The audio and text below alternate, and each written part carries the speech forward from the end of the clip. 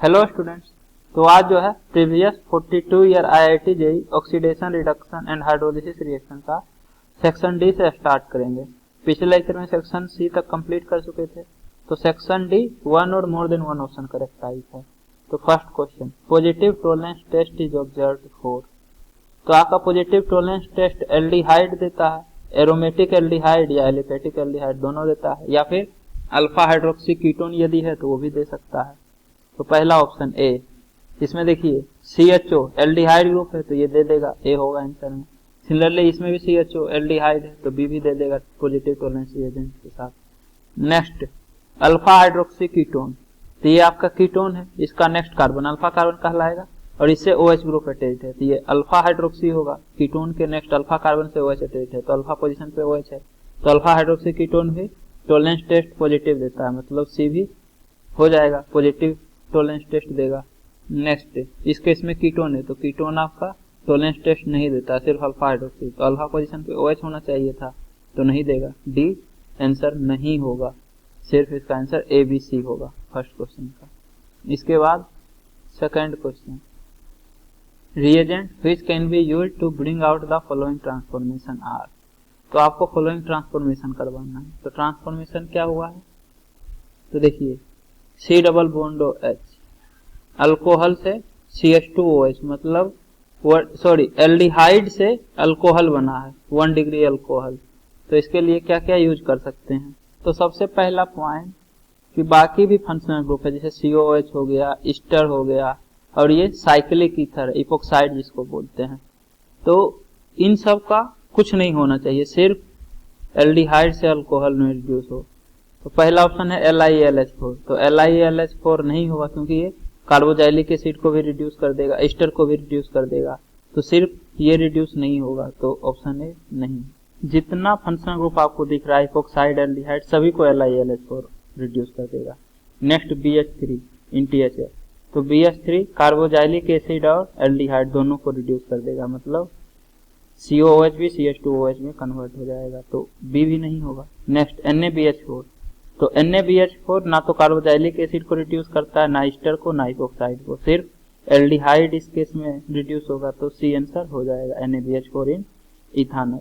Next, Renee निकल oblique H2, तो H2 oblique निकल इन THF, तो ये भी सिर्फ एल्डिहाइड को ही रिड्यूस करता है, बाकी ईस्टर, COOH और इपोक्साइड इन तीनों फंक्शनल ग्रुप के साथ कुछ नहीं करेगा, तो आंसर C और D दोनों होगा। वन और more than one option correct type खत्म हो गया। इसके बाद सब्जेक्टिव क्वेश्चन, तो सेक्शन ए सब्जेक्टिव क्वेश्चन है। First, give one characteristic test which would distinguish CH4 and C2H2।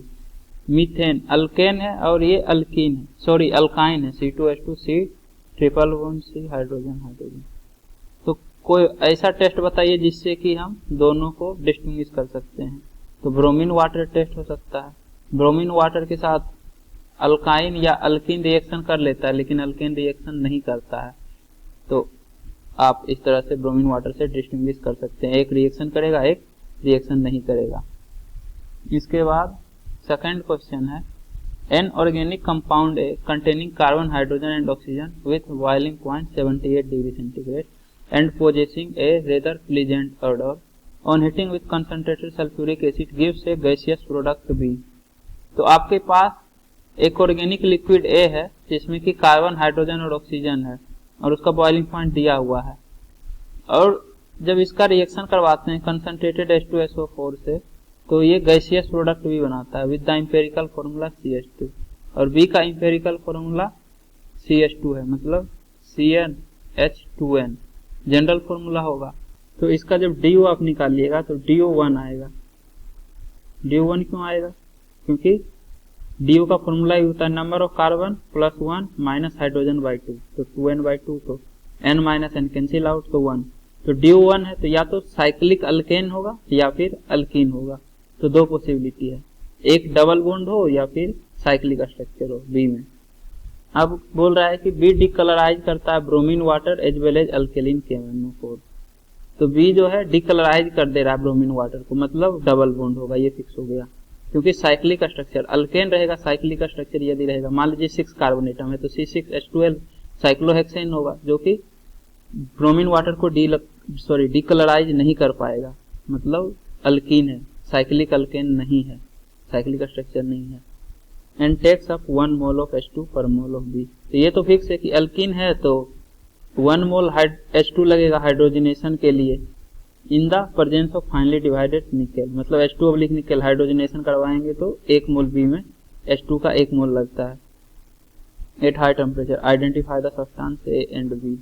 तो A और B आइडेंटिफाई करना है आपको। तो सबसे पहले तो देखिए कंसंट्रेटेड सल्फ्यूरिक एसिड मतलब डिहाइड्रेटिंग एजेंट, ये क्या करता है कि अल्कोहल जो है उसको अल्कीन में डिहाइड्रेट करता है। -H2O होता है अल्कोहल में से तो अल्कीन बन जाता है।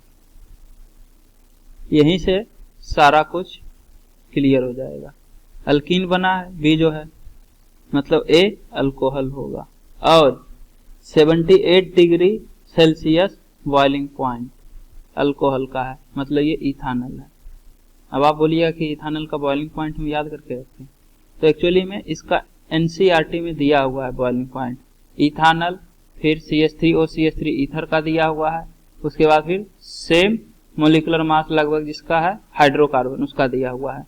तो इथानल का है 351 केल्विन मतलब 78 डिग्री सेल्सियस, और ईथर जो है मिथॉक्सीमीथेन CH3OCH3 उसका 248 केल्विन है और हाइड्रोकार्बन का 231 केल्विन है। ये कंपैरिजन करके बताया कि सबसे ज्यादा अल्कोहल का होता है, वहीं पे लिखा हुआ है ये NCERT में। तो यहाँ से पता चल रहा है कि अल्कोहल आपका जो A है वो इथानल है C2H5OH। इससे जब -H2 होगा तो C2H4 मतलब ethene CH2 double bond CH2, ये आपका B है। तो इस तरह से आप फाइंड आउट कर सकते थे A और B क्या है। अब एग्जाम हॉल में अगर आपको ये याद नहीं है कि अल्कोहल किसका बॉइलिंग पॉइंट 78 डिग्री सेल्सियस है तो ये आपसे क्वेश्चन नहीं बनेगा। इसका मतलब क्या बॉइलिंग पॉइंट सारे का याद करना पड़ेगा? नहीं, ये सब्जेक्टिव क्वेश्चन है। आप ईयर देख लीजिए 1979 के टाइम ये ऐसा क्वेश्चन पूछा जाता था। अब वो ट्रेंड नहीं है कि आप हर एक का बॉइलिंग पॉइंट वगैरह याद कीजिए, ऑप्शन दिया रहेगा तो कुछ ना कुछ आइडिया लग ही जाएगा, आपको याद करने का जरूरत नहीं है। ट्रेंड पता होना चाहिए कि हाँ अल्कोहल का ज्यादा होता है ईथर से और ईथर का ज्यादा होता है हाइड्रोकार्बन से, क्योंकि अल्कोहल में हाइड्रोजन बॉन्डिंग ओरिएंट रहता है इसलिए बॉइलिंग पॉइंट ज्यादा हो जाता है ईथर और हाइड्रोकार्बन से, सेम मोलिकुलर मास का यदि हाइड्रोकार्बन और ईथर है तब। नेक्स्ट क्वेश्चन है state with balanced equation what happens when propene is bubbled with hot aqua solution of potassium permanganate. तो propene CH3 CH double bond CH2 इसका reaction कर रहे हैं पोटेशियम परमैंगनेट के साथ KMnO4, तो क्या होगा एक्वा सॉल्यूशन ऑफ KMnO4 मतलब बेयर्स एजेंट है ये आपका। तो बेयर्स एजेंट में डबल बॉन्ड के दोनों तरफ 2 OH ग्रुप अटैच हो जाएगा, तो इस कार्बन से भी OH इस कार्बन से भी OH, तो आपका प्रोडक्ट होगा CH3 CHOH और डबल बॉन्ड सिंगल बॉन्ड में कन्वर्ट हो जाएगा CH2OH मतलब प्रोपेन 1,2 डायोल, ये आपका प्रोडक्ट होगा। नेक्स्ट है give reason for the following, तो आपको रीजन देना है हर एक केस में। Methane does not react with chlorine in the dark, तो CH4 प्लस Cl2 ये रिएक्शन नहीं करेगा डार्क में, क्यों? तो एक्चुअली में अल्केन जो होता है वो रेडिकल सब्स्टिट्यूशन रिएक्शन करता है, तो रेडिकल बनना भी चाहिए, और रेडिकल बनने के लिए सनलाइट का होना जरूरी है या फिर हीट। तो डार्क में क्लोरीन जो है रेडिकल बनेगा नहीं, तो मीथेन रिएक्शन नहीं कर पाता है Cl2 से, तो रेडिकल नहीं बनेगा, इस कारण से नहीं होगा रिएक्शन। नेक्स्ट है propene react with HBr to give isopropyl bromide but does not give normal propyl bromide. तो आपके पास प्रोपीन है CH3 CH double bond CH2, इसका रिएक्शन जब HBr से करवाते हैं तो ये एक्चुअली में मार्कोनिकोव एडिशन होता है। मार्कोनिकोव एडिशन का मतलब हो गया कि अमीर अमीर बनेगा, तो जिसके पास ज्यादा हाइड्रोजन वहां से H अटैच होगा और जिसके पास कम हाइड्रोजन है वहां से Br अटैच हो जाएगा, तो इस कार्बन से Br अटैच होगा और इस कार्बन से हाइड्रोजन अटैच होगा और ये डबल बॉन्ड सिंगल बॉन्ड में कन्वर्ट हो जाएगा। तो CH3 CHBr CH3 CH3 CHBr CH3 ये आपका आइसोप्रोपाइल ब्रोमाइड बनेगा। तो ऐसा क्यों हो रहा है कि आइसोप्रोपाइल ब्रोमाइड बन रहा है? क्योंकि HBr का एडिशन मार्कोनिकोव रूल फॉलो करता है, इसलिए आपका आइसोप्रोपाइल बनेगा। अगर एंटी मार्कोनिकोव रूल फॉलो करता तो आपका नॉर्मल प्रोपाइल बनता। मतलब अमीर अमीर नहीं बनेगा, तो यहाँ से हाइड्रोजन यहाँ से Br अटैच होता, CH3 CH2 CH2 Br बनता, नॉन प्रोफाइल ब्रोमाइड। लेकिन इस केस में मार्कोनिकोव रूल के कारण आइसोप्रोपाइल ब्रोमाइड बनता है।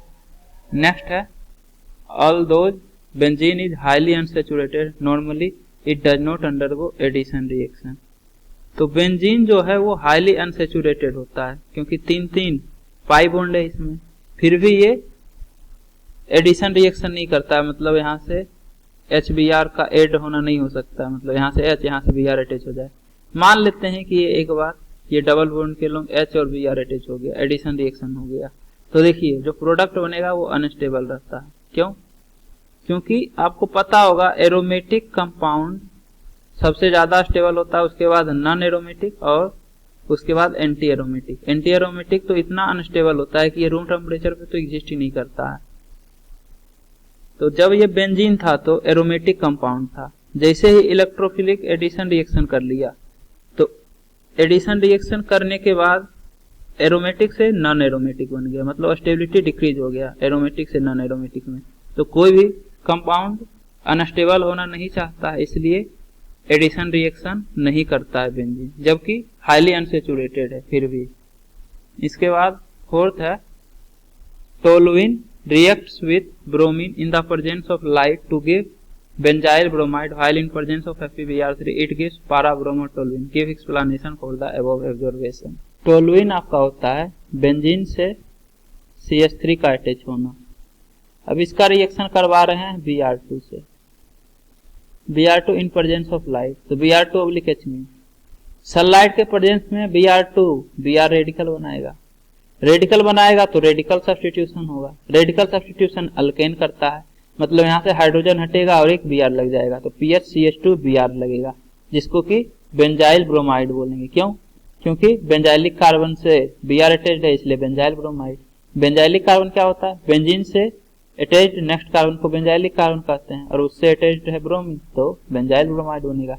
लेकिन यदि FeBr3 के प्रेजेंस में रिएक्शन होगा तो FeBr3 लेविस एसिड होता है, पता होगा, इलेक्ट्रोफिलिक सब्स्टिट्यूशन रिएक्शन होगा इस केस में, मतलब Br माइनस को ये अट्रैक्ट कर लेगा Br2 में, तो आपके पास Br प्लस इलेक्ट्रोफाइल बन जाएगा। इलेक्ट्रोफाइल बन गया तो इलेक्ट्रोफिलिक सब्स्टिट्यूशन बेंजीन रिंग पे होगा, तो इसके ऑर्थो या पारा पोजिशन पे Br लगेगा। क्यों? क्योंकि CH3 एक्टिवेटिंग ग्रुप है, तो पारा पोजिशन पे आपका जो Br लगेगा वो मेजर प्रोडक्ट होगा, क्योंकि ऑर्थो वाला में रिपल्सन होगा CH3 और ब्रोमीन के बीच में, तो मेजर प्रोडक्ट पारा पे बनेगा, मतलब पारा ब्रोमोटोलुइन बनेगा अगर Br2 का रिएक्शन करवाएंगे FeBr3 के प्रेजेंस में। तो इस कारण से होता है। क्यों? क्योंकि ये इलेक्ट्रोफाइल बनाता है FeBr3, जबकि सनलाइट के प्रेजेंस में Br रेडिकल बनेगा, तो इलेक्ट्रोफाइल बनेगा तो इलेक्ट्रोफिलिक सब्स्टिट्यूशन, और रेडिकल बनेगा तो रेडिकल सब्स्टिट्यूशन, मतलब हाइड्रोजन हटेगा Br लगेगा। रेडिकल सब्स्टिट्यूशन अल्केन देता है, लेकिन इलेक्ट्रोफिलिक सब्स्टिट्यूशन बेंजीन या उसका डेरिवेटिव देता है, तो इसलिए FeBr3 के प्रेजेंस में पारा पोजीशन पे ब्रोमीन लगेगा, मतलब बेंजीन से रिएक्शन होगा, और सनलाइट के प्रेजेंस में अल्केन वाला पार्ट CH3 में रिएक्शन होगा, यहाँ से एक हाइड्रोजन जाएगा और Br लगेगा। नेक्स्ट है the central carbon carbon bond in one three butadiene is shorter than that in normal butane. तो 1,3-ब्यूटाडाइन 1 2 3 4 फर्स्ट पे डबल बॉन्ड है, सेकंड थर्ड पे भी डबल बॉन्ड है। अब बोल रहा है कि अब नॉर्मल ब्यूटेन भी बना लीजिए 1 2 3 4, तो इसमें तो सिंगल बॉन्ड है सब जगह, बॉन्ड ऑर्डर ये वाला बॉन्ड का 1 होगा, लेकिन इस केस में ये कंजुगेशन में है, देखिए पाई सिग्मा पाई कंजुगेशन में है, तो ये partial double bond character resonance करके आएगा, तो बॉन्ड ऑर्डर 1 से ज्यादा होगा, bond order greater than 1। Single bond यदि रहता तो बॉन्ड ऑर्डर 1 होता, लेकिन कंजुगेशन के कारण पार्शियल डबल बॉन्ड आएगा, तो बॉन्ड ऑर्डर ग्रेटर देन 1। और आपको पता होगा कि बॉन्ड लेंथ इनवर्सली प्रोपोर्शनल होता है बॉन्ड ऑर्डर के, तो बॉन्ड ऑर्डर इस केस में कम है नॉर्मल ब्यूटेन में, मतलब बॉन्ड लेंथ ज्यादा होगा नॉर्मल ब्यूटेन का, तो वही है कि सेंट्रल कार्बन कार्बन बॉन्ड इसमें शॉर्टर होता है, मतलब नॉर्मल ब्यूटेन का बॉन्ड लेंथ ज्यादा होता है, जो पॉइंट अभी हम बोले। नेक्स्ट है tertiary butyl benzene does not give benzoic acid on treatment with acidic KMnO4। तो पहले टर्शियरी ब्यूटाइल बेंजीन बनाइए, बेंजीन इससे टर्शियरी ब्यूटाइल अटैच कर दीजिए, कार्बन इससे 3 CH3 अटैच रहेगा, तो ये टर्शियरी ब्यूटाइल अटैच हो गया बेंजीन से। अब इसका रिएक्शन जब KMnO4 से करवाते हैं तो ये बेंजोइक एसिड नहीं बनाता है। क्यों? मतलब बेंजीन से COOH अटैच नहीं होता है। तो इसके लिए हम बताए थे कि बेंजीन के नेक्स्ट कार्बन, बेंजाइलिक कार्बन से यदि एटलीस्ट 1 हाइड्रोजन या डबल बॉन्ड अनसेचुरेशन हो तब जाके ये बेंजोइक एसिड में कन्वर्ट हो जाता है, जबकि टर्शियरी ब्यूटाइल बेंजीन के केस में ऐसा कुछ नहीं है। इसके पास एक भी हाइड्रोजन नहीं है, ना ही डबल बॉन्ड है, तो ये बेंजोइक एसिड में कन्वर्ट नहीं होगा। तो इसका रीजन लिखिएगा क्यों रिएक्शन नहीं होगा, मतलब ऑक्सीडाइज नहीं होगा, क्योंकि बेंजाइलिक पोजीशन पे जो कार्बन है उसके पास एक भी हाइड्रोजन नहीं है। There is no hydrogen attached on the benzylic carbon atom. इसके बाद नेक्स्ट 7th, ये जो स्ट्रक्चर है इसका जब हाइड्रोजनेशन करवाते हैं तो सेंटर वाला जो है ये वाला रिंग तो हाइड्रोजनेशन कर लेता है, मतलब इसका डबल बॉन्ड जो है वो हाइड्रोजन अटैच करके डबल बॉन्ड से सिंगल बॉन्ड में कन्वर्ट हो जाता है, लेकिन ये कॉर्नर में जो है उसका हाइड्रोजनेशन नहीं होता है। क्यों? तो आपको पता होगा कि एरोमेटिक कंपाउंड बेंजीन जो होता है वो हाइड्रोजनेशन नहीं करता है। क्यों? क्योंकि ये अपने में ही बहुत स्टेबल होता है, इतना स्टेबल होता है कि हाइड्रोजनेशन इसका नहीं हो पाता है। लेकिन जो ये सेंटर में बेंजीन रिंग है इसके कारण से 3 एंटी एरोमेटिक रिंग प्रोड्यूस हो रहा है। ये 4 मेंबर्ड वाला देखिए, पाई सिग्मा कंप्लीट कंजुगेशन है, साइक्लिक एंड प्लेनर है और 4 पाई इलेक्ट्रॉन है। 4 पाई इलेक्ट्रॉन है तो एंटी एरोमेटिक अनस्टेबल। सिमिलरली ये भी एंटी एरोमेटिक अनस्टेबल, ये भी एंटी एरोमेटिक अनस्टेबल। तो 3 एंटी एरोमेटिक रिंग अनस्टेबल कर रहा है स्ट्रक्चर को। जब ये वाला रिंग को आप हाइड्रोजनेशन करवा दीजिएगा, मतलब हाइड्रोजन ऐड हो जाएगा, तो आपका तीनों जो रिंग था 4 मेंबर्ड वाला वो एंटी एरोमेटिक ना रह के नॉन एरोमेटिक हो जाएगा, क्योंकि कंजुगेशन ही नहीं है। तो 3 एरोमेटिक रिंग ही है, तो 3 एरोमेटिक रिंग स्टेबलाइज करेगा। लेकिन जब ये कॉर्नर वाला बेंजीन रिंग को आप हाइड्रोजनेशन करवाइएगा तो 2 ये जो है रह ही जाएगा एंटी एरोमेटिक, तो ये अनस्टेबल करता है। इसीलिए ये सब बेंजीन रिंग हाइड्रोजनेशन नहीं करेगा, क्योंकि बेंजीन रिंग तो हाइड्रोजनेशन करता नहीं है, अपने में ही इतना स्टेबल होता है कि रिएक्शन करना नहीं चाहता है। इस केस में रिएक्शन इस वाले बेंजीन रिंग का इस कारण से होगा क्योंकि इस बेंजीन रिंग के कारण 3 एंटी एरोमेटिक रिंग है स्ट्रक्चर में, तो इस कारण से ये हो जाएगा आपका ऑक्सीडाइज, सॉरी हाइड्रोजनेशन हो रहा है, मतलब रिड्यूस, ये जो बेंजीन रिंग है, बाकी तीनों नहीं होगा। तो यही रीजन है कि ए तो बन जाता है लेकिन बी प्रोडक्ट नहीं बन पाता है। इसके बाद अब अगले लेक्चर में क्वेश्चन नंबर 5 से डिस्कस करेंगे। तो उम्मीद करता हूं कि आपको ये वीडियो पसंद आई होगी। यदि आपको ये वीडियो पसंद आई है तो इसे लाइक करें, कमेंट करें और अपने दोस्तों के बीच शेयर करना ना भूलें। Thank you.